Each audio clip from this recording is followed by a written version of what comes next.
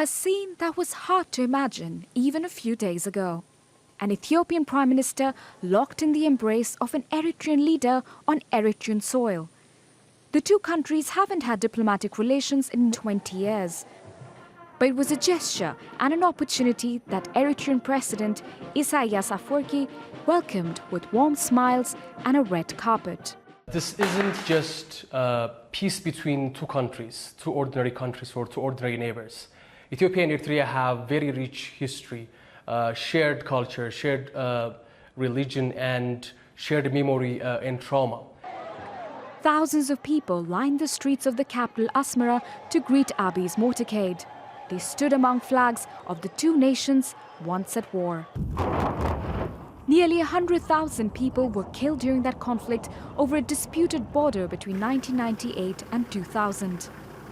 But over the past few weeks, there have been signs of improving relations. Last month, Ethiopia's new reformist Prime Minister Abiy Ahmed agreed to accept the terms of a peace deal that ended the two-year conflict. It was his biggest and most controversial decision yet since coming to power earlier this year.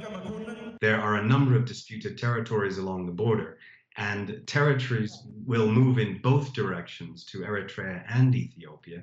And there are going to be communities that are likely to resist finding themselves transferred to another national jurisdiction or divided by the new border. So the implementation is something that's going to have to be handled very carefully.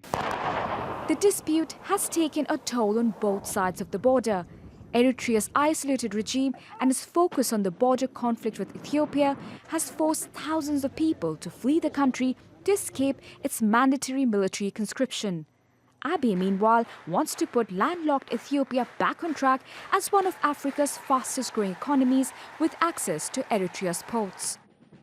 But for many, it's a symbolic coming together of the bitter foes that have raised hopes for peace in the Horn of Africa. Priyanka, Gupta, Al Jazeera.